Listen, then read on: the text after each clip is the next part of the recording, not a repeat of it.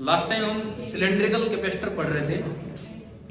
देखिए cylindrical capacitor में बस एक काम हमने आसान ये मान लिया था कि इस पे चार्ज Q मान लिया और इस पे माइनस Q। नहीं तो अभी तक जितने भी कैपेसिटर हमने पढ़े सब पे शुरुआत में क्या लिया Q1 और Q2, बाकी इससे फर्क पड़ेगा नहीं, ये चीजें हम समझेंगे अभी। एक बार इधर ध्यान दे लो क्योंकि ये रिपीट में नहीं कर रहा, मैं सीधा रिजल्ट पे आ रहा हूं। हमने इस पे Q माना, इस पे माइनस Q माना और अपने आप ही बोल दिया चार्ज स्टोर्ड कितना मान लो Q। कैसे वो चलो आज Q1 Q2 लेके भी अभी आ जाएगा, है ना। चार्ज स्टोर्ड इस पे Q है, उसके बाद हमने निकाला पोटेंशियल डिफरेंस। आज ये जी उसके बाद पोटेंशियल डिफरेंस निकाला और पोटेंशियल डिफरेंस कहीं था इस पे, ये रहा, ये निकल के आया था, है ना। फिर हमने सीधा इसकी डेफिनेशन लगाई होगी C बराबर QIV, वो ये भी। और एक सिलेंड्रिकल कैपेसिटर का कैपेसिटेंस निकल के आया 2 pi epsilon not L into ln of R2 by divide by ln of R2 by R1। सही तो किया है ना, कोई ऊपर नीचे कोई गड़बड़ तो नहीं है। ठीक है, इस क्वेश्चन पे आते हैं अभी। पहली बार इससे आगे हम बढ़े अभी। देखो एक चीज यही सीख लो, इन केस अगर ये चार्ज Q1 और Q2 होते, अगर ये चार्ज Q1 और Q2 होते तो हम चार्ज स्टोर्ड कैसे निकालते, तो हम V कैसे निकालते और तो C क्या आता, आना चाहिए था। वो तो हम कई बार देख चुके। क्या चार्ज पे डिपेंड करता है C? नहीं करता। तो पहला स्टेप बिना कनेक्ट किए तो हम क्या निकालते हैं, वोल्टेज। बिना कनेक्ट किए आपस में तो निकालते हैं वोल्टेज। वो तो भाई ये गॉसियन सरफेस बनी पड़ी उस दिन की, दोबारा क्यों बनानी थी, है यहाँ पे। ठीक है, आपने कहाँ थे आप, कहाँ थे ये निकालने में, ये रहा, इधर थे आप। देखो आपने फ्लक्स लिखा था इंटीग्रल E डॉट ds, वो उस दिन की तरह निकल के आया था E इंटू 2 पाई r, और उसको फ्लक्स को लिख दिया था इधर से क्या Q इन अपॉन एप्सिलॉन। Q इन हमने यूनिटरी मेथड से निकाला था शायद, लैम्डा वाले से या इससे। जैसे देखो ये कितनी लेंथ की वाली, L लेंथ की। उस दिन अंदर वाले चार्ज कितना माना था, Q माना था, Q और माइनस Q। आज उस Q की जगह क्या चल रहे हैं, Q1। तो देखो बस आप यही समझ लो, मैंने इसीलिए नहीं मिटाया। यहाँ पे Q इन में आ जाएगा Q1 by capital L into small l। देखो एक दो बच्चे ऐसे हैं जो पिछली क्लास में नहीं थे, मैं भी एक्सपेक्ट नहीं कर रहा कि आपको एकदम से ये समझ आ रहा होगा क्या हो रहा है, और आप ये उम्मीद मत करो, ठीक है, इधर से। लेकिन बाकी भी अगर किसी को नहीं समझ में आ रहा तो फिर ये शर्म की बात है। तो उस दिन जो हमने किया था, आज इस पे Q1 है तो ये होगा L लेंथ के अंदर कितना Q इन आएगा, कंप्लीट L लेंथ पे कितना चार्ज है Q1, तो यूनिट लेंथ पे Q1 बाई L, और L लेंथ पे कितना होगा इनटू। समझ आया? यानी कि पहला चेंज ये आ रहा है, बस यहाँ पे Q की जगह क्या आ रहा है Q1। ये कहां से आ गया बीच में, Q की जगह क्या चल रहा था Q1, E आ गया। E की मदद से हमने V निकाला था इधर, तो Q की जगह बस ओनली Q1 चला, ये भी Q1, ये भी Q1 और ये भी Q1। पोटेंशियल डिफरेंस आ गया मेरे पास सेम, Q की जगह आया Q1, पहली इक्वेशन।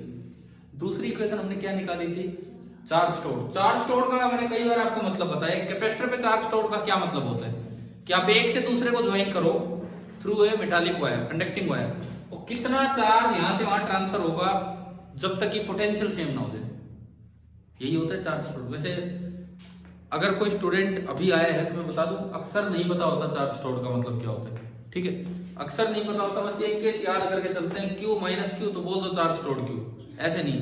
क्या मतलब है कि अगर आप दोनों कंडक्टिंग प्लेट्स को एक कंडक्टिंग वायर से ज्वाइन करें तो कितना चार्ज फ्लो होगा जब तक कि फाइनल पोटेंशियल दोनों का सेम ना हो जाए। तो देखो यहां से यहां मैंने ये कंडक्टिंग वायर ली, उस दिन ली थी, ज्वाइन किया, ये तब तक फ्लो करेगा जब तक यहां से यहां पोटेंशियल डिफरेंस रहेगा। पोटेंशियल डिफरेंस तब तक रहेगा जब तक फील्ड रहेगा, फील्ड तब तक रहेगा जब तक Q1 रहेगा। यानी कि फील्ड कब खत्म होगा, जब Q1 खत्म हो, यानी कि ये सारा का सारा चार्ज कहां चला जाए, आउटर सरफेस। तो अगर मैं इनको कनेक्ट भी करूं तो कितना चार्ज बाहर चल के जाएगा, Q1। तो इसका मतलब इस बार जो चार्ज स्टोर्ड होगा वो Q नहीं बल्कि कितना हो जाएगा, Q1। और फिर आप आएंगे आखिरी स्टेप पे, ये तो charge stored Q1 divide by V, तो Q1 डिवाइड बाई वी करोगे तो ये फिर से कटेगा और सेम फॉर्मूला आपका आ जाएगा। समझ आ ही गया होगा शायद क्या किया हमने, ठीक है। देखो अब पिछले अगर एक सप्ताह की बात करें हम, स्फेरिकल कैपेसिटर हमने पढ़ा, फिर पैरेलल प्लेट पढ़ा और फिर सिलेंड्रिकल। तीनों में एक बार दिया Q1 Q2 और उसके बाद Q और -Q, और हमने देखा कि कैपेसिटेंस कभी भी चार्ज पे डिपेंड नहीं कर रहा। हाँ, सिलेंडर वाले में मैंने उल्टा केस लिया, पहले तो Q और -Q लिए, जस्ट आपको ये बताने के लिए। आपने तो ये मान लिया कि Q -Q है तो चार्ज स्टोर्ड Q हो जाएगा, वो नहीं याद करना है आपको। ये देखना है कि कितना चार्ज ट्रेवल करेगा अगर आपने ज्वाइन कर दिया तो, और उसके जस्ट बाद आपने Q1 Q2 लिया। अगर मैं गलती से भी इसको मिटा देता या कोई और बच्चा मिटा देता इसको, तो अभी फिर से दिक्कत आती है, करना पड़ता, ठीक है। तो परसों का लिखा पड़ा है यहाँ पे, तो अभी आगे समझ में। अब इसके बाद ये कह रहे हैं कि जो क्वेश्चन था एनसीईआरटी में कौन सा था, 32 है ना, वो कह रहे हैं कि सोल्व नहीं हुआ, शायद आंसर नहीं आ रहा। तो एक बार उसको चेक करते हैं कि क्या है, पता नहीं, मैंने भी सोल्व नहीं किया है, हो सकता है भाई आंसर लाने में दिक्कत हो रही हो, कहीं ना कहीं लॉग की जरूरत पड़ेगी तो वो हम कैलकुलेटर का यूज कर लेंगे, नहीं तो क्वेश्चन में दिया होता है। दिखाना सवाल देखो क्या है, क्वेश्चन नंबर 32। देखो आपकी एनसीईआरटी टेक्स्ट बुक का क्वेश्चन नंबर 32 है।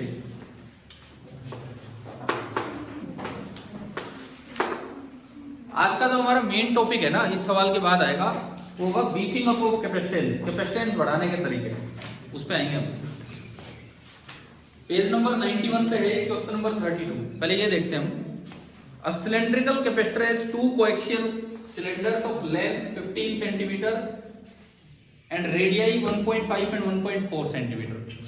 तो भाई इनर रेडियस तो कितना होगा 1.4, इनर वाला हमने R1 बोला था, तो R1 तो आपका हो गया 1.4 सेंटीमीटर, और जो आउटर रेडियस है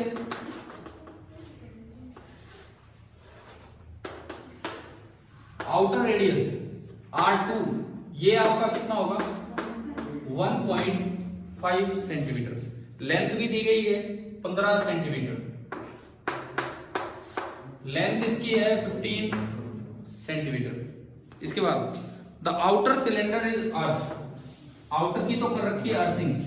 हमने कभी पढ़ा था कि जिस जगह की अर्थिंग कर देते हो आप, फिक्स कर देते हो, उसका पोटेंशियल कितना 0, उसको हमने V2 बोल रखा था, V1 V2 है। And the inner cylinder is given A charge of 3.5 microcoulomb. मुझे जो Q1 चाहिए था वही बता दिया इन्होंने, मुझे बाहर वाले के चार्ज का क्या मतलब, समझ में आ रहा है, उससे कोई मतलब ही नहीं था। Q1 Q2 देख देखा तब भी जो चार्ज ट्रेवल करके जाएगा वो कितना था, Q1 ही था, तो इन्होंने अंदर वाले का चार्ज दे दिया। Determine the capacitance of the system and the potential of the inner cylinder. Neglect and effect, इसका क्या मतलब है, ये जो आप फील्ड यू मान रहे थे ना, ये जिससे dv = e डॉट dr लगाया था, वो तब था जब फील्ड इधर से उधर हो, एंड पे जाके फील्ड थोड़ा सा ये फील्ड लाइन से बेंड हो जाती है, एंड पे जाके फील्ड लाइन से बेंड हो जाती है। ये क्या होता है, ये लाइन बिल्कुल सीधी तब बनती है जब ये लंबे सिलेंडर से, लेकिन अगर आपको एंड दिख गया तो वहां पे जाके बेंडिंग हो जाती है फील्ड लाइंस की, फ्रिंज इफेक्ट बोल देते हैं, फ्रिंजिंग होगी लाइन। तो कह रहा है उसको इग्नोर करो, वो हमें नहीं देखना है, ठीक है। तो आपको दो चीजें निकालनी है, देखते हैं कैसे निकलेगा। आपने डरा दिया पहले ही, आंसर मैच नहीं हो रहे। फर्स्ट पार्ट कैपेसिटेंस निकालना है ना, देखते हैं कैपेसिटेंस। देखो इधर सुनो, 2 पाई एप्सिलॉन फॉर्मूला लगाना है मुझे। 2 पाई एप्सिलॉन की वैल्यू कितनी होती है, तो मैं इस तरह देखूं कि 1/4 पाई एप्सिलॉन की वैल्यू कितनी होती है 9 × 10⁹।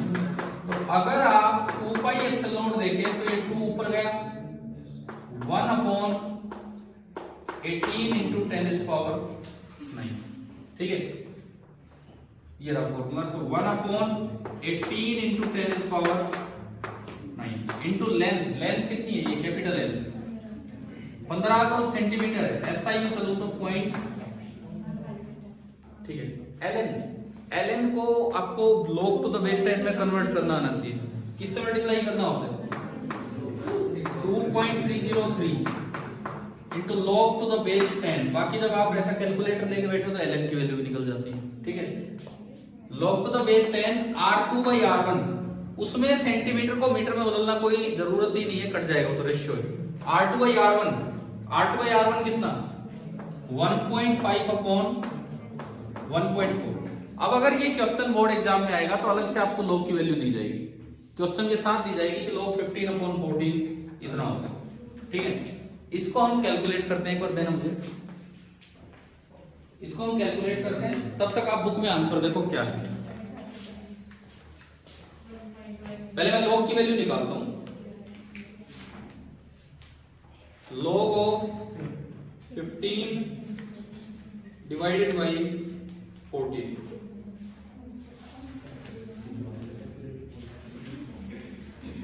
इसकी वैल्यू है 0.299। इसकी जो वैल्यू है दैट इज 0.299। एक बार आप थोड़ा सिंप्लीफाई करो इसके बाद।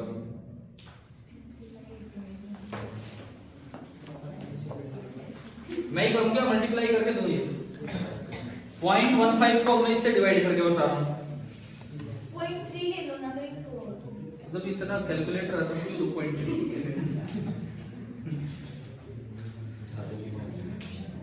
ये आ रहा है 0.501।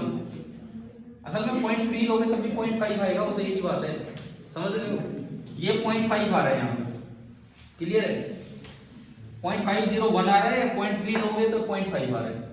तो ये हो गया 0.5 का मतलब है 5 × 10⁻⁻1 अपॉन, ये वाला भी गुना कर देते हैं, 18 × 2.303 41.454।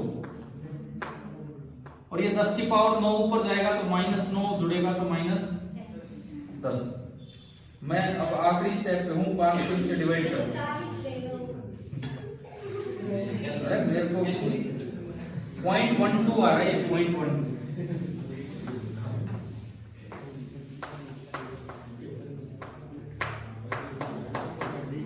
अब एक बार आप आंसर बोलिए क्या है पीछे, 1.2 देख लो एक बार बुक में क्या आंसर है। 1.2 × 10⁻10 फैराड। 1.2 यार, एक पॉइंट की गड़बड़ हो रही है, एक पॉइंट की। ये मेरी हो रही थी। तो वो हो सकता है क्या उसमें आंसर में गड़बड़ हो, बिकॉज इसमें कहीं और कहीं कोई दिक्कत लग नहीं रही है। देखो आंसर जो दिया है ना, वो दिया है 1.2 × 10⁻10 फैराड, जबकि आंसर आ कितना रहा है 0.12 × 10⁻10 फैराड। अगर इसमें कोई गलती दिख रही हो तो ठीक है, नहीं तो इट मींस वो गलती होगी इसमें कहीं, आंसर में होगी यार, वो कोई ऐसी बात नहीं है, इतने तो हो जाते हैं एरर। क्या आपको ये समझ आ गया है कि अगर आपको यहाँ बीच में कहीं कोई एक 10 की पावर की मिस्टेक नहीं दिख रही है तो अपना आंसर ठीक कर लेना, दिख रही है तो उसको ठीक कर लेना। वो है ना 0.15 है और आपने 0.3 से डिवाइड किया है तो एक 0 नीचे भी आएगा, पर वो ठीक है आपका।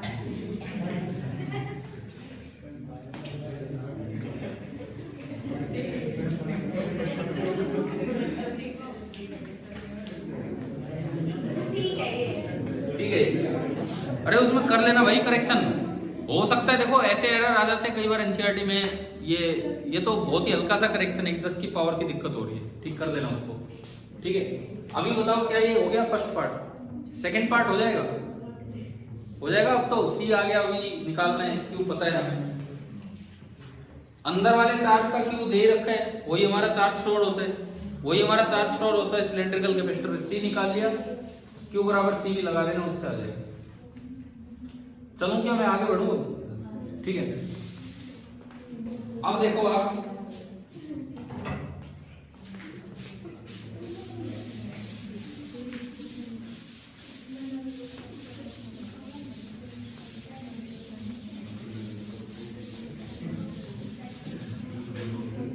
भाई बोलना तो बंद करो। सुनो, अब जो काम स्टार्ट हो रहा है और उसमें फिर हम पैरेलल प्लेट कैपेसिटर ही लेके चलेंगे, उसी पे सवाल आने के पूरे पूरे चांसेस होते हैं। तो जो अगला हमारा काम है, आप हेडिंग डाल सकते हो। नेक्स्ट हेडिंग हमारी है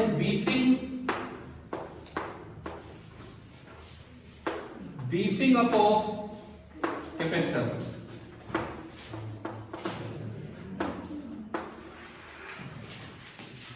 बीफिंग अप का मतलब है कैपेसिटेंस बढ़ाना।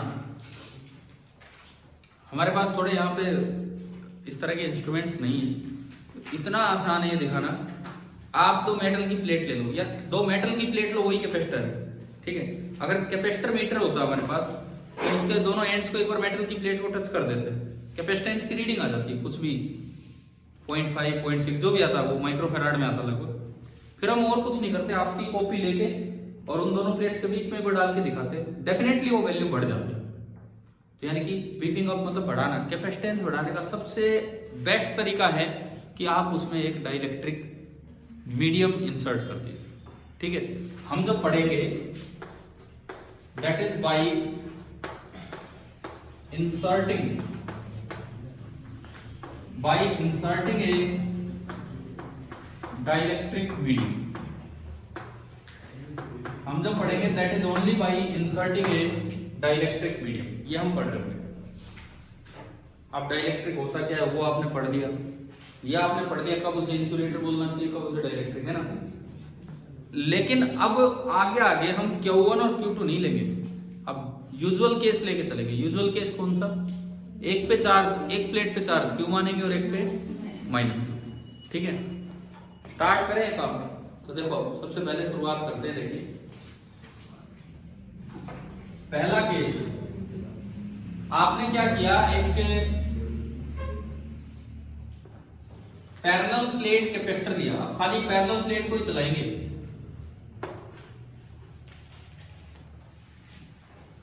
यूं बताओ यार, ये प्लेट है, ये डाइलेक्ट्रिक है मतलब नॉन कंडक्टिंग है, ये कंडक्टिंग है, कंडक्टिंग। ये दिमाग में रखो, कैपेसिटर कंडक्टर ही होता है। क्या हमारी अर्थ कैपेसिटर है? तो इसका मतलब अर्थ तो एक बड़ा खतरनाक कंडक्टर है, ठीक है। हमने निकाला था अर्थ की कैपेसिटेंस उस दिन 711 माइक्रोफैराड। 711 माइक्रोफैराड आया था क्या? हाँ तो करवाया था, ठीक है ठीक है ठीक है, लड़ाई मत करो यार, निकाल लेते इधर से। देखो तो इधर सुनो, अब ये एक पैरेलल प्लेट कैपेसिटर है। प्लेट्स का एक साइड का एरिया हमने माना कितना है? A, ठीक है। और ये सेपरेशन है D, और यहां कुछ नहीं है मतलब वैक्यूम है, एयर बोल दो, वैक्यूम बोल दो। तो फिलहाल इसके कैपेसिटेंस को मैं C नॉट या C वैक्यूम से डिनोट करूं, क्या फॉर्मूला आएगा? क्या फॉर्मूला आएगा इसका? Epsilon A by D।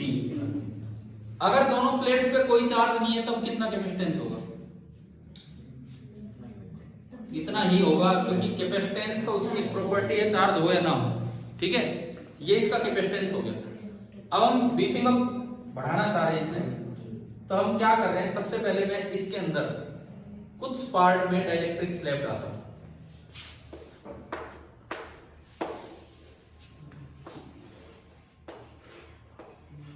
कल मैं रेवाड़ी गया था, बुक शॉप पे भी गया था, वहां जाके यूं याद नहीं है कि लेना क्या था, अब याद है कि कलर्ड चौक लेने थे।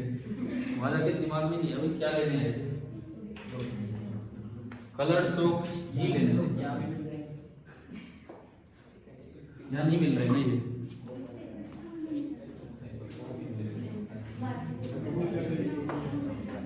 हमारे स्कूल वाले तो कह रहे हैं कि महेंद्रगढ़ में नहीं आ रहे हैं कलर चौक, आ रहे हैं वो नकली से चौक आ रहे हैं, वो ये वाले थोड़े अच्छे ठीक से क्वालिटी के नहीं है। तो स्कूल वाले कह रहे हैं महेंद्रगढ़ तक में नहीं है, तो फिर तो कहीं और से लाए,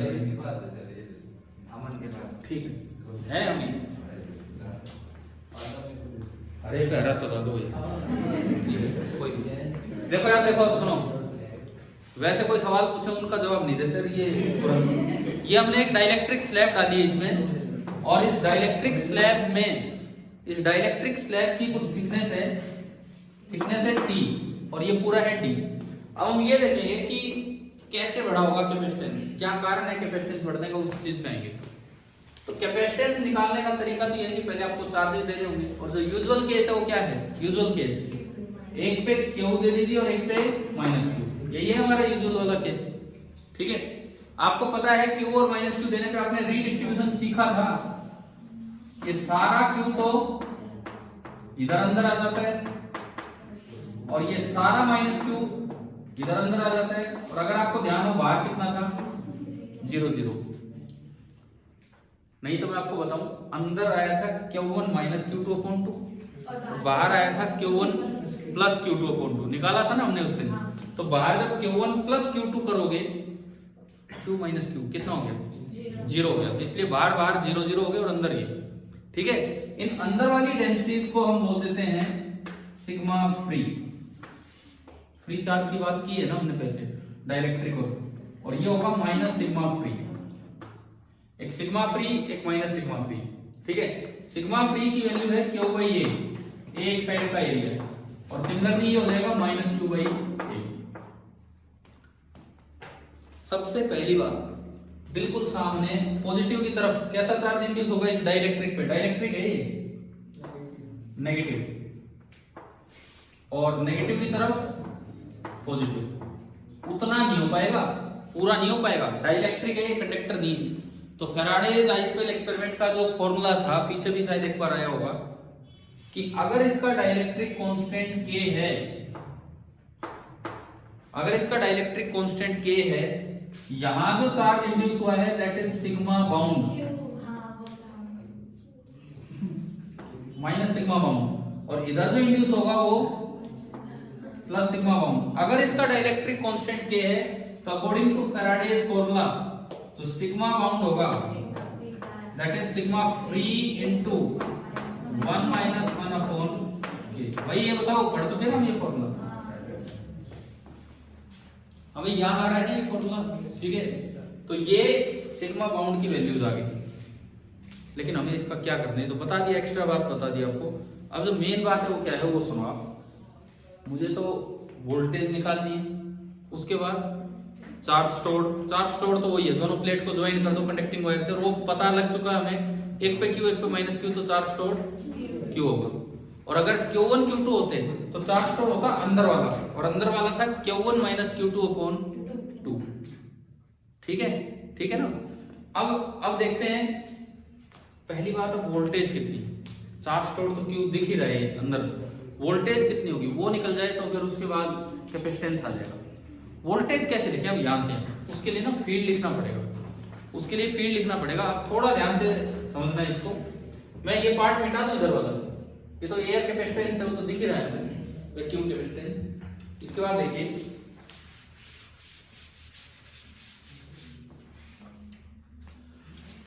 मैं एक बार उसको थोड़ा बड़ा डायग्राम दिखा रहा हूं, थोड़ा बड़ा। ये दो प्लेट्स हैं, कैपेसिटर की दो प्लेट्स, और बीच में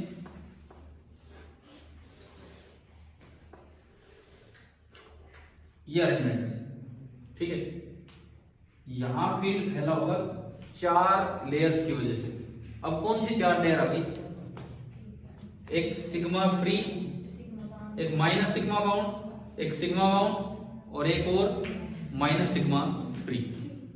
किसी भी एक लेयर की वजह से, चाहे वो कंडक्टर पे हो चाहे नॉन कंडक्टर पे हो, किसी भी एक लेयर की वजह से चार्ज कितना होता है, फील्ड कितना होता है? Field sigma by 2 epsilon not, चाहे वो कंडक्टर हो चाहे नॉन कंडक्टर। याद हो चुकी होंगी ये चीजें, ठीक है। तो देखिए यहां की मैं बात कर रहा हूं, सबसे पहले मैं यहां की पहली लेयर पॉजिटिव है, पॉजिटिव की वजह से दूर होता है, और नेगेटिव की वजह से खुद की तरफ। पॉजिटिव की वजह से उधर की तरफ होगा, कितना होगा पहले की वजह से? मैं इतना सब नहीं लिखूंगा, मैं तो सीधा रिजल्ट लिखूंगा। पहले इस लेयर की वजह से उधर की तरफ होगा, यहाँ पे कितना? Sigma F upon 2 epsilon not. समझ आ रहा है? अगला नेगेटिव है, नेगेटिव की वजह से भी उधर ही होगा उसकी तरफ, कितना? Sigma B upon 2 epsilon nought. अगला पॉजिटिव सिग्मा बी, उसकी वजह से इधर होगा, कितना? Sigma B upon 2 epsilon nought. तो दोनों कट गए। अरे इस नेगेटिव की वजह से sigma B upon 2 epsilon not उधर, और इस नेगेटिव की वजह से sigma B upon 2 epsilon nought इधर। ध्यान भी दे दो यार, ये 4 में क्यों समझा रहा हूं यहाँ पे, हैं? देश के सैनिक ऐसे बैठे होंगे तो बताओ कैसे पार पड़ेंगे फिर? स्कूल नहीं लगा ना पूरे साल, फिर लग जाता तो क्या हो जाता? ध्यान तो वहां भी नहीं देना। कौन सा मतलब लग जाता है, ये सारा काम पढ़ ही लेते हम। इधर देखो, कोई बहुत भारी नुकसान नहीं हुआ। देखो यार सुनो, मैं कह रहा हूं, मैं लिख नहीं रहा इतना, ये लास्ट टाइम समझा दिया गया है, समझिए ध्यान से। इस जगह 4 फील्ड होंगे, पहली लेयर की वजह से उधर, बस मैं इतना ही बना रहा हूं, सिग्मा फ्री अपॉन 2 एप्सिलॉन। दूसरी लेयर नेगेटिव है उधर सिग्मा बाउंड अपॉन 2 एप्सिलॉन, तीसरी पॉजिटिव है इधर sigma bound upon 2 epsilon, cut गए फिर, और चौथी नेगेटिव है तो फिर उधर सिग्मा फ्री अपॉन 2 एप्सिलॉन। तो इस इलाके में दो सिग्मा फ्री अपॉन 2 एप्सिलॉन आए, दोनों सेम डायरेक्शन में है, दो कट गए, तो कितना बचा sigma free upon epsilon. Sigma free आप बना के बैठे हो यहाँ क्यू बाई ए। तो आप बताओ क्या इस इलाके में आपको फील्ड देखना आ गया, इलेक्ट्रिक फील्ड कितना, मैं उसे ई नोट से डिनोट करता हूँ Q by A epsilon. Same यही आप यहाँ पे, सेम यही आप यहाँ पे क्यू बाई ए एप्सिलॉन। अब एक बार बीच के इलाके में बताओगे क्या हालचाल है, बीच के इलाके में देखो ध्यान से,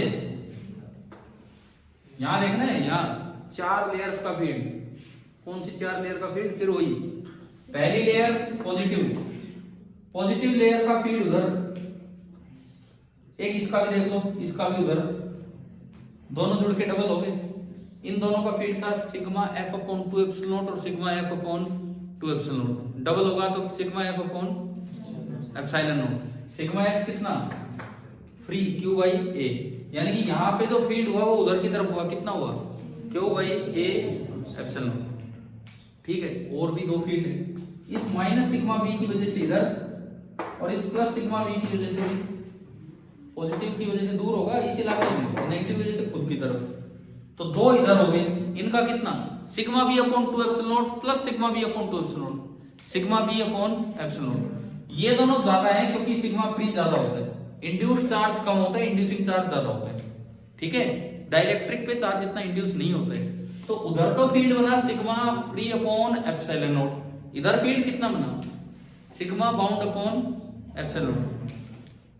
किसी की समझ में भी आ रहा है, मैं ही समझ रहा हूँ अपने आप ही, आ रहा है ना, मैं लिख नहीं रहा हूँ यहाँ पे, लेकिन समझ में तो आना चाहिए। ठीक है,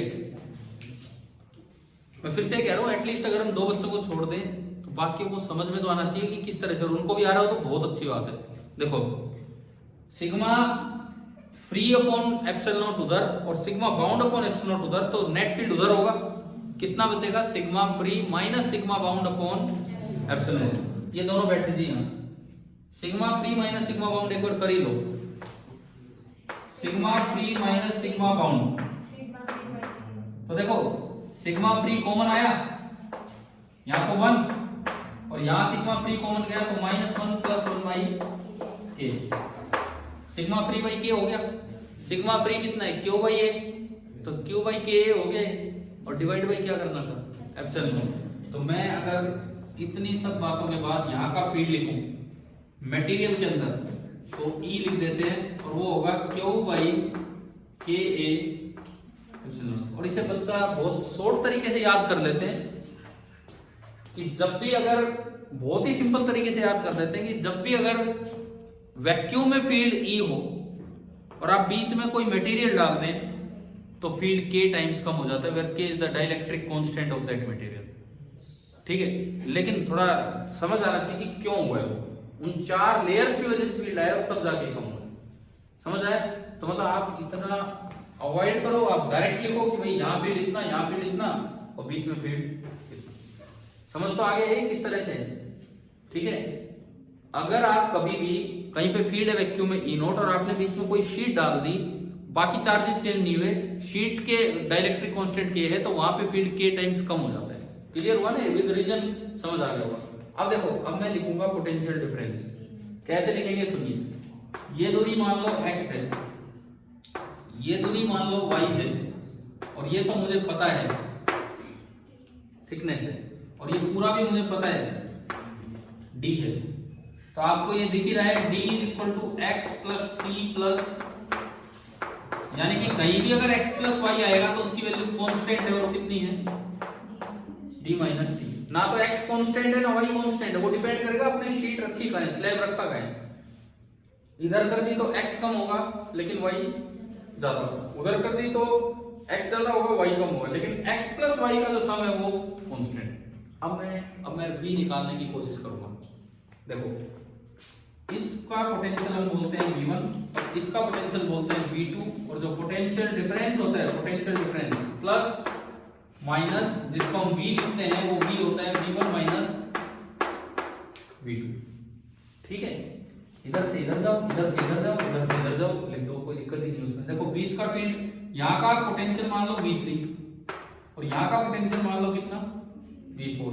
आप जानते हैं यूनिफॉर्म फील्ड में along the direction of E वेद वाला फॉर्मूला होता है हमारा V बराबर ED। तो एक बार मैं लगाऊं 1 2 3, एक बार मैं लगाऊं 1 2 3, 1 2 3, 1 2 3। हाँ जी बताओ, यहां से यहां फील्ड आ गया तो पोटेंशियल डिक्रीज होगा कितना, V1 माइनस V3 बराबर E2 x। समझ गए, E कितना है यहाँ Q by A epsilon not into x। समझ आ रहा है ना ये? ऐसे फिर 2 से आगे चलो ना, 3 से 4। अब चलिए 3 2 4 क्या होगा, V3 माइनस V4 बराबर Q by K A epsilon not into T। और थोड़ा आगे चलो 4 2 2 बोलो V4 माइनस V2 बराबर Q by A epsilon not और इनटू y। मुझे चाहिए क्या, मुझे क्या चाहिए, अरे V, मैं जिसको उंगली लगा दूंगा बस वो चाहिए, V1 माइनस V2। इन तीन इक्वेशन से मैं V1 माइनस V2 कैसे लेके आऊं, जोड़ दूं बस, और क्या करना है, लास्ट और फर्स्ट कुछ नहीं, तीनों को जोड़ दो।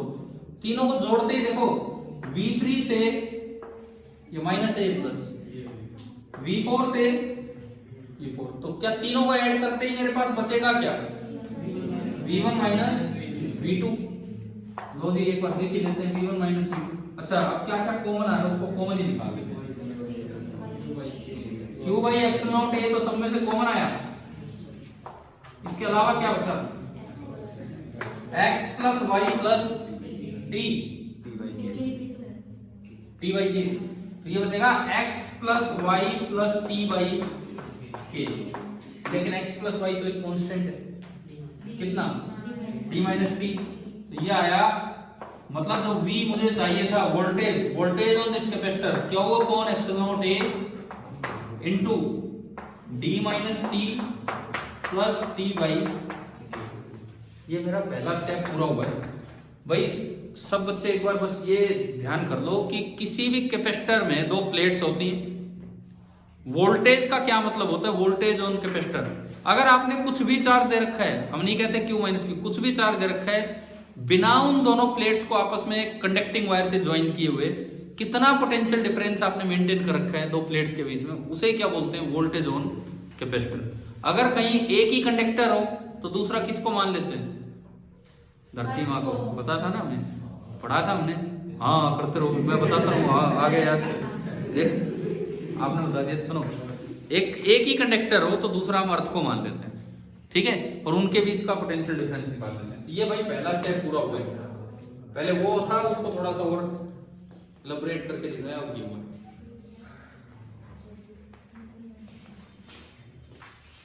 हाँ जी बोलो, क्या कहना चाह रहे हो?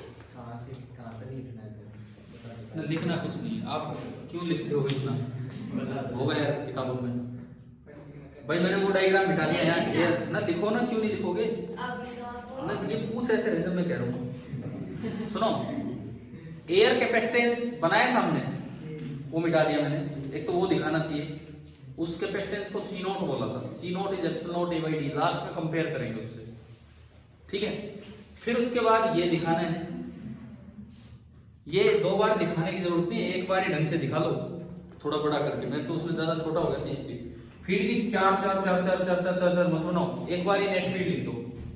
उसके बाद ये काम करना है, और ये अभी एक स्टेप हुआ है कि वोल्टेज ऑन कैपेसिटर आपने निकाल दिया, ठीक है। जो बच्चा अभी ना लिख पाए तो फिर बाद में वीडियो से देख लेना।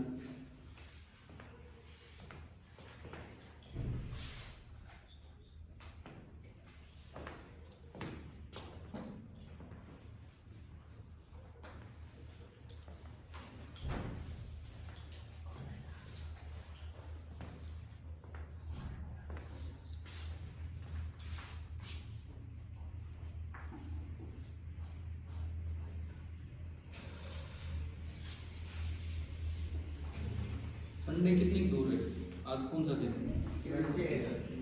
ट्यूसडे हुआ है, सैटरडे है ना?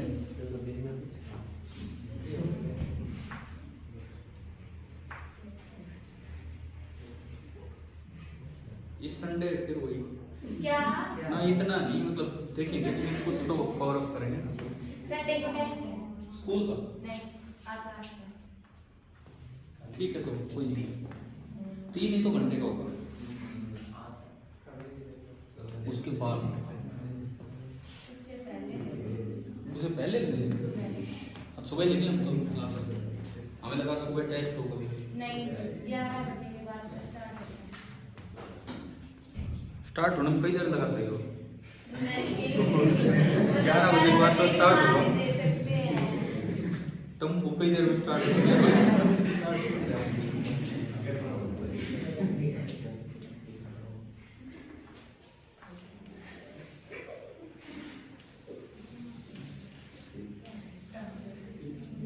देखो मैं बता रहा हूं, एक बार फिर से सुने।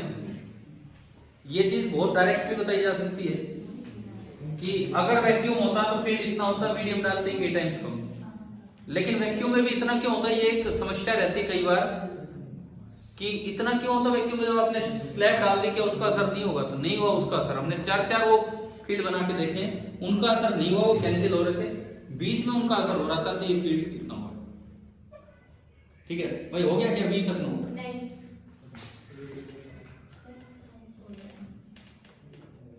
जिनका हो गया वो सेकंड स्टेप लिखो। फिर चार्ज स्टोर्ड कितना होगा? पहला है voltage on capacitor V। Charge stored का क्या मतलब हुआ करता था?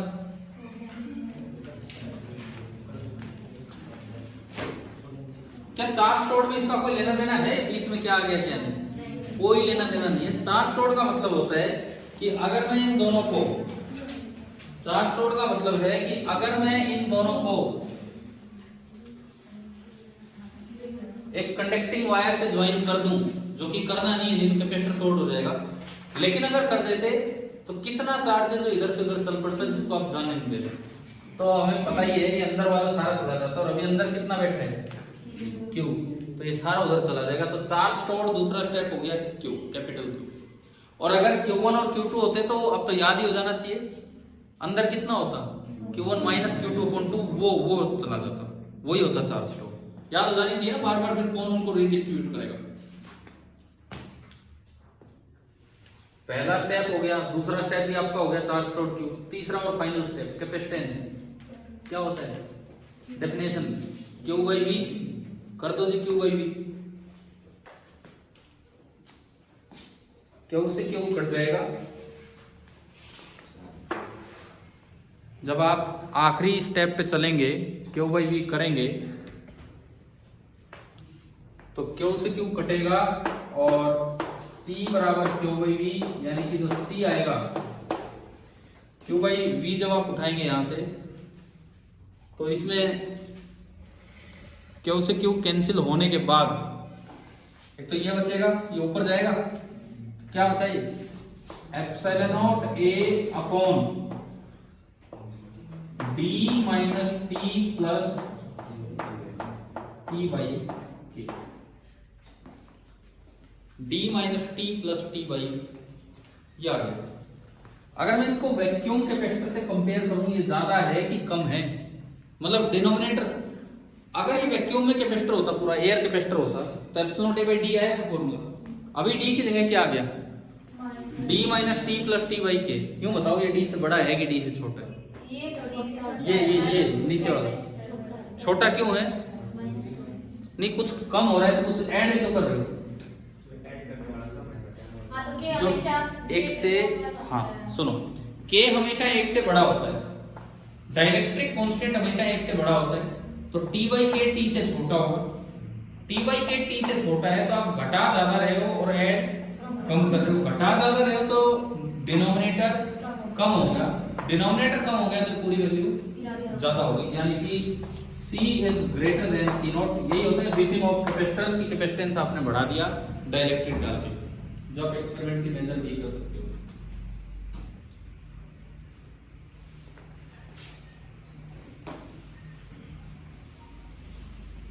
याद रखना बहुत आसान है फॉर्मूला। बहुत आसान। अगर कुछ नहीं होता तो नीचे डी आता, epsilon not a upon D. अब क्या करना है आपको, आपने टी लेंथ में एक मीडियम डाल दिया, तो वैक्यूम में कितनी लेंथ बची? अरे पूरी डी, टी में मीडियम, तो वैक्यूम में कितनी बची? D minus T. तो एक तो वैक्यूम लेंथ पूरी लिख दो, प्लस मीडियम में जो लेंथ है ना, उस लेंथ को उसके डाइलेक्ट्रिक कांस्टेंट से डिवाइड करके लिखो। मीडियम की कितनी लेंथ है दोनों प्लेट्स के बीच में? टी। तो टी को उसके डाइलेक्ट्रिक कांस्टेंट से डिवाइड करके लिखो। क्या अभी आपको कैपेसिटेंस लिखना आ गया? अगर ऐसे लिखना आ जाए तो फिर तो आप इस तरह की कितनी अरेंजमेंट आ जाओ फटाफट लिख पाओगे। बताओ एक बार ये क्लियर हुआ क्या? देखो कैसे लिखा है, एक बार ध्यान से सुने। वैक्यूम में क्या लेंथ है? डी में से टी घटाए, प्लस मीडियम में जो लेंथ है वो पूरी नहीं लिखनी, उसका के टाइम्स कम कर दो उसे, ये करना है। वही epsilon not a by D type formula लगा, वो डी इफेक्टिव थोड़ा अलग हो गया, ठीक है। अब ये आपने हेडिंग डाल दी थी नंबर 1, नंबर 1। दूसरा और तीसरा अगर मैं यहीं से बोलूं, चलो मैं पहले एक बार सेकंड पे आता हूं।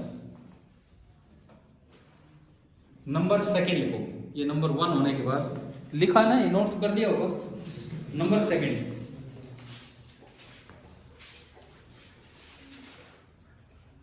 दूसरी बात ये लिखिए, 1 ये था भाई, जहां ये हेडिंग के जस्ट बाद 1 ये स्टार्ट हुआ था, उसमें कोई हेडिंग नहीं डाली हमने एक डायरेक्ट्रिक स्लैब ही डाला था, बस वो है। नंबर 2 पहुंच गए यहां, लिखो। सेकंड आप ये लिखिए कि इफ द डायरेक्ट्रिक स्लैब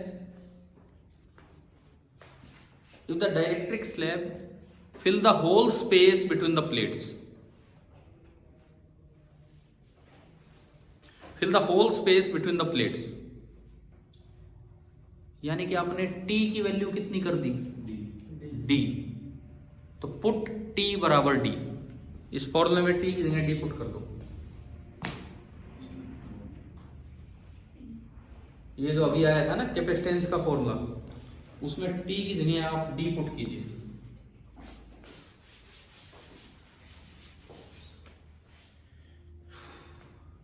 आपका कैपेसिटेंस का फॉर्मूला आया था epsilon not a upon d minus T plus t by k। जहां भी t था उस t को क्या रख दीजिए? d। ये d, ये d, ये d से d कैंसिल, समझ गए हो? और ये k ऊपर जाएगा तो नया कैपेसिटेंस कितना आया? k times epsilon not a by d। Epsilon not a by d c not था, यानी कि जो नया कैपेसिटेंस आया वो k टाइम्स इंक्रीज हो गया, k टाइम्स c नॉट। तो नया कैपेसिटेंस आएगा वो डायरेक्टली k टाइम्स इंक्रीज हो जाएगा, सीधा रिजल्ट है जो हम याद रखें। डायरेक्ट्रिक कांस्टेंट 5 है तो 5 टाइम्स इंक्रीज हो गया, ये बीफिंग अप हो रहा है, इसका बढ़ रहा है ये वैल्यू, ठीक है। Number 3,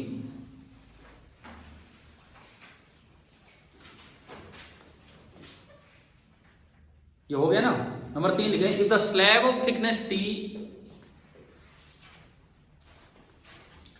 if the slab of thickness t is metallic,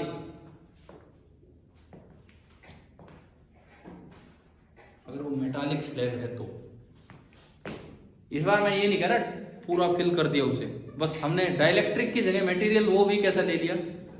metallic. Metal का के कितना होता है?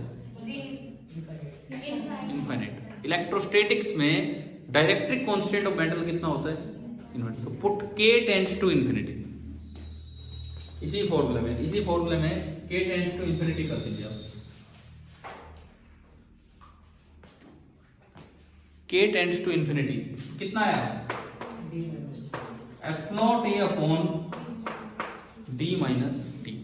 एक और रिजल्ट याद रखने लायक, कभी भी डाइलेक्ट्रिक की जगह मेटालिक स्लैब आ जाए तो पहले तो वैक्यूम की लेंथ देख लो, वैक्यूम की लेंथ कितनी है? d माइनस टी, बस मेटालिक स्लैब की लेंथ तो हटा ही दो, वो कैपेसिटेंस लिखना आ गया। आप बताओ क्या ये डायरेक्टली समझ आ रहे हैं कैसे लिखने? तो मैं आपको एक क्वेश्चन देता हूं, आप उसमें डायरेक्ट मुझे कैपेसिटेंस लिख के दिखाना क्या होगा। मिटा दूं ये सारा?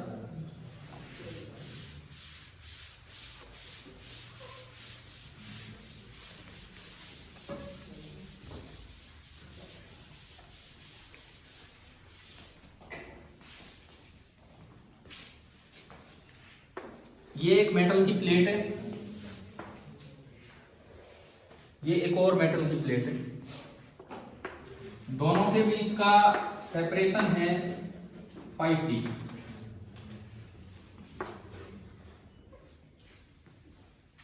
यहां से d डिस्टेंस की दूरी पे एक स्लैब है, ठीक है, इसका डाइलेक्ट्रिक कांस्टेंट है k। मैं डिस्टेंस बनाता हूं, इसकी थिकनेस है d, फिर d डिस्टेंस आगे 5d बढ़ाना वो बढ़ा देंगे, देखते हैं पहले कितना है, ऊपर वाला अभी मत नोट करो। एक मेटल की स्लैब है, ये मेटल है और इसकी थिकनेस भी है d, और फिर d डिस्टेंस आगे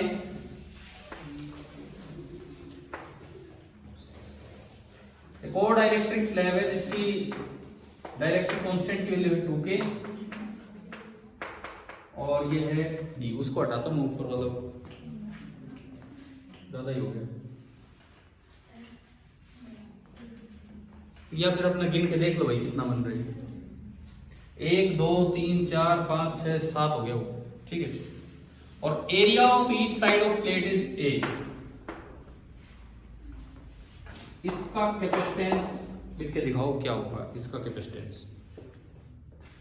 तो अभी जो तरीका सीखा आपने कि डायरेक्ट कैसे लिखें वो,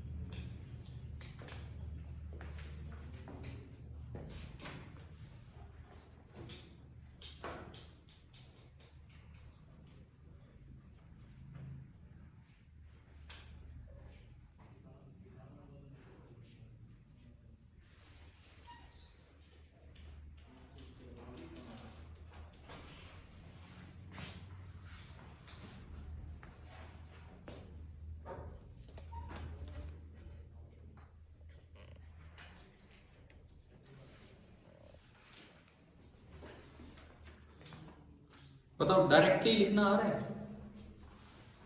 नहीं ऐसे मत करो, फिर तो आप चार्ज दोगे, वोल्टेज निकालोगे, वो तो बहुत टाइम लग जाएगा। 1 to 2 2 to 3 उस तरह से करते गए थे, वो नहीं, मैं बताऊं फिर। नहीं कर रहे हैं। हाँ ठीक है।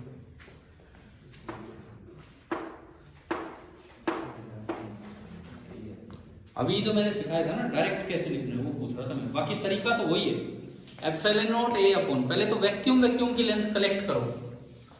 वैक्यूम में कितनी लेंथ है? d d d और d। वैक्यूम में कितनी लेंथ है? 4d प्लस, अब डाइलेक्ट्रिक की जो लेंथ है उसको k से डिवाइड करके लिखो। ये कितनी लेंथ है? d। इसका डाइलेक्ट्रिक कांस्टेंट कितना है? k। तो d बाई k प्लस ये कितनी लेंथ है? d और डिवाइड बाई 2k प्लस एक मेटल की लेंथ और बची।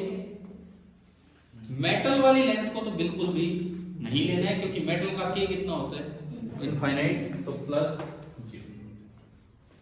ये था, मतलब मैं ये पूछ रहा था ये डायरेक्ट लिखना सीखे हो कि नहीं कैपेसिटेंस। अभी आ गया कि नहीं है समझ? और अगर ये डेराइव भी करना हो तो भाई वही है सेम। अगर ये डेराइव भी करना हो ना तो इस पे चार्ज मान लो Q और इस पे -Q। फ्री चार्ज होगा, कुछ बाउंड चार्ज आएगा, छोड़ो उनको, हम सीधा फील्ड की तरह लिखें। देखो सीधा मैं लिखना सिखाऊंगा। वैक्यूम में इन दो की वजह से फील्ड होता था Q अपॉन A एप्सिलॉन। मैं आपको सीधा आता हूँ, डेरिवेशन भी बहुत आसान हो जाएगा। चाहे कितनी लेयर बन जाओ, चाहे कितनी लेयर बन जाओ चार्ज की, चाहे कितनी लेयर बन जाओ चार्ज की, वैक्यूम में फील्ड सब कट पिट के ना यही देंगे Q बाई A एप्सिलॉन। यहाँ भी Q बाई A एप्सिलॉन, यहाँ भी यही फील्ड होगा Q by A epsilon, and यहाँ भी होगा Q बाई A एप्सिलॉन। अच्छा मीडियम के अंदर चलते हैं। मीडियम के अंदर अभी हमने सीखा था लेयर्स की मदद से कि K टाइम्स कम हो जाएगा।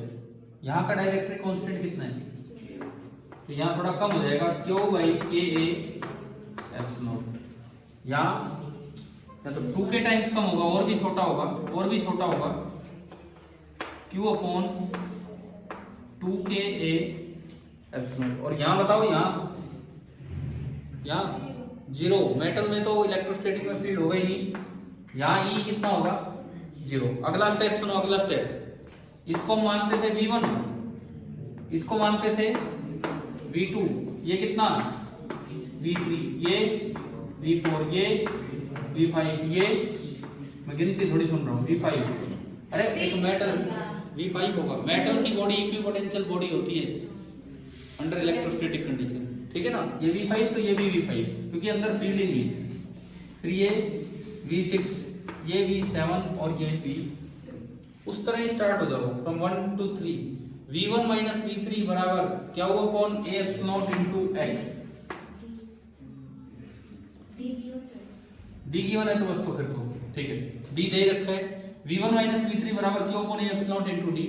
V3 माइनस V4 बराबर this into D। V4 minus V5 this into D। यहाँ तो कुछ है ही नहीं। V5 माइनस V6 लिखो, लास्ट तक पहुंच के सबको ऐड कर दो, ठीक है, पूरा V आ जाएगा, उनमें से Q कॉमन आएगा। और चार्ज स्टोर्ड जब आप इनको ज्वाइन करोगे, ये हमने पढ़ा भी था, कितना चार्ज चला जाएगा, Q। तो चार्ज स्टोर्ड कितना बोला जाएगा, Q बोला जाएगा, ठीक है। और Q को जब V से डिवाइड करोगे तो ये ऊपर पहुंच जाएगा और ये सब नीचे आ जाएगा। डायरेक्ट लिखना हो, हाँ बोलो क्या, दोबारा बोलो एक बार। 4D माइनस, अभी हमारा क्या फॉर्मूला आया था सुनिए। कैपेसिटेंस का फॉर्मूला आया था apps not A upon B, D का मतलब total length, minus T, T मतलब स्लैब की थिकनेस, और प्लस T बाई K। तो D टोटल माइनस T का तो मतलब था लेंथ इन वैक्यूम। तो D टोटल माइनस T तो मैंने ये कर ही दिया। D टोटल तो 7D है, उसमें से मैंने ये घटा तो लिया पहले ही। आपको इस तरह देखना है वैक्यूम की लेंथ कितनी है, वो ये थी, वो ये है, और प्लस जो मीडियम वाली लेंथ है वो T बाई K करके लिख दी हमने। क्या समझ आया कि नहीं आया बताओ, क्लियर है? ये तो यार बोर्ड में आ जाता है ये सवाल, ये इतना तो बोर्ड में आ जाता है ये CBSE एग्जाम में, और ऐसे नहीं आता। आप तो डायरेक्ट कैसे लिखे आओगे, वहां इसके नंबर कौन देगा आपको, ये वही स्टेप करके दिखाने पड़ेंगे, ठीक है। अब MCQs भी आने लगे हैं बोर्ड में, तो हो सकता है कोई MCQ के तौर पे आ जाए, सीधा केस स्टडी टाइप बन के आ जाए यार। इसमें 3-4 सवाल बना दे, आपसे V का ग्राफ पूछ ले, आपसे E का ग्राफ पूछ ले। देखो E का ग्राफ तो बना पड़ा है, E का ग्राफ देखो यहाँ पे, सपोज 4 ऑप्शन दे रखे हो E के ग्राफ के बारे में, तो एक बार हम E का ग्राफ ही बना लेते हैं विद डिस्टेंस E। ये 0, इसको मैं थोड़ा सा पीछे करूं तब ये दिखेगा ढंग से।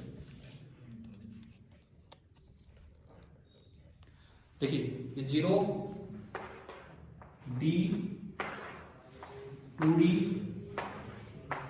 3D, 4D, 5D, 6D, 7D, ठीक है। फील्ड देखो कितना आसान है, यूनिफॉर्म फील्ड है। यहाँ कितना Q बाई A एप्सिलॉन, तो यहाँ से यहाँ तक चल रहे तो Q बाई A एप्सिलॉन। फिर कितना कम हो गया, थोड़ा, ठीक है। फिर दोबारा तीसरे इलाके में उतना ही हो गया, चौथे इलाके में 0, पांचवें इलाके में फिर उतना ही हो गया, छठे इलाके में और भी ज्यादा कम, 2K कम, और सातवें इलाके में फिर इतना ही हो गया। यूं भी आ सकते हैं, ग्राफ बनाना आ जाए। ठीक है, आप इसको याद करके बैठे रहो, उससे क्या होने वाला है बोर्ड में, वो तो पता नहीं पूछे ना पूछे उसके बीच के पॉइंट्स आ जाए। वो इसलिए जरूरी है एमसीक्यूज आने लगे, और नहीं तो नीट जेईई में तो है ही एमसीक्यू, तो वहां तो हमें करने ही होंगे पार्ट। हो गया यहाँ तक? मान लो आपसे पोटेंशियल का ग्राफ पूछ ले यूं कह के कि भाई मैंने इसकी अर्थिंग कर रखी है, आपसे पूछ ले कि पोटेंशियल का ग्राफ बनाओ, करें वहीं से स्टार्ट। मैं तो ये जगह ही नहीं है, बोर्ड ही छोटा सा है हमारा, ये E को V मान लो, जब इसकी अर्थिंग कर दी तो यहाँ पोटेंशियल कितना? 0। लो जी, ठीक है। फील्ड उधर है, फील्ड की डायरेक्शन में पोटेंशियल डिक्रीज करता है, तो फील्ड से अपोजिट डायरेक्शन में आओगे तो पोटेंशियल इंक्रीज करेगा। ठीक है, यहाँ फील्ड अच्छा खासा है तो पोटेंशियल की स्लोप इंक्रीज होने की ज्यादा होगी। ये स्लोप कहां से आ गई? दरअसल Vx ग्राफ की जो स्लोप होती है वो E के बारे में आइडिया देती है। हमने पढ़ा था E बराबर माइनस dV/dx या dr, एक डायरेक्शन में, V की डायरेक्शन में आप जाओ, E की डायरेक्शन में अगर आप जाओगे तो E is equal to minus dV/dx। Clear है? E का मैग्नीट्यूड ही होता है माइनस dV/dx, तो ये यूं बढ़ेगा और इसकी जो स्लोप होगी वो E का आइडिया देगा। क्लियर है? उसके बाद चलो ये पहला इलाका, दूसरे इलाके में फील्ड कम तो मतलब स्लोप कम कर दी मैंने slope.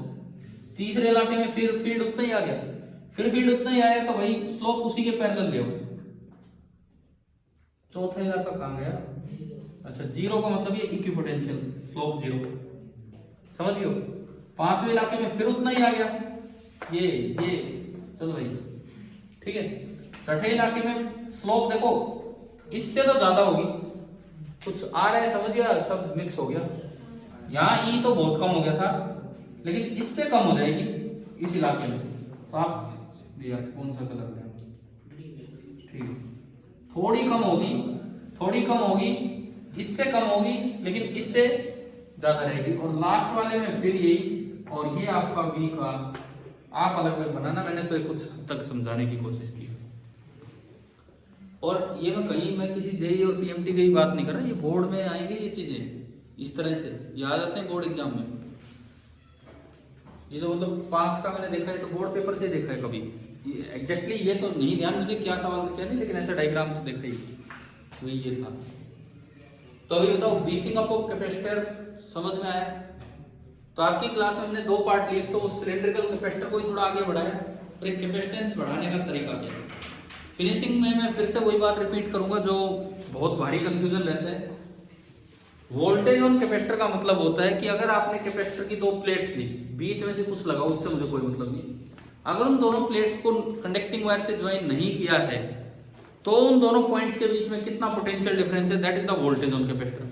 Charge stored on capacitor का क्या मतलब है? बीच में से आप कुछ लगाओ, 2 प्लेट्स है, उन पे कुछ चार्ज रखा हुआ है, अगर मैंने उन दोनों प्लेट्स को एक वायर से, कनेक्टिंग वायर, कंडक्टिंग वायर से जोड़ दिया होता तो एक से दूसरे पे कितना चार्ज चल के जाता, उसे क्या बोलते हैं? Charge stored. और पैरेलल प्लेट में तो आप याद करो, पैरेलल प्लेट में अगर एक पे Q1 एक पे Q2, तो अंदर की तरफ होता है Q1 माइनस Q2.2 और वही होता है चार्ज स्टोर्ड। बाहर होता है Q1 प्लस Q2.2, वो नहीं होता चार्ज स्टोर्ड। और लास्ट C क्या होता है? Q/V। फिर हमने ये देखा, जैसे इस तरह का बड़ा सवाल आए, आपको कैपेसिटेंस डायरेक्ट लिखना हो, ये गलती की हो जाती है जो ये बता रहे थे अभी, बोले 4D तो ले लिया वैक्यूम वाला, फिर इसका D तो घटाओ, इसका D तो घटा चुके हम, ठीक है। वैक्यूम की डिस्टेंस प्लस जो मीडियम की डिस्टेंस है उसको K से डिवाइड कर दो, और प्लस जो मेटल की डिस्टेंस है उसको तो 0 ही रखो, गायब करना है। भैया बताओ आज की क्लास समझ आई है कि नहीं आई? ठीक है, कल कंटिन्यू करते हैं इससे आगे।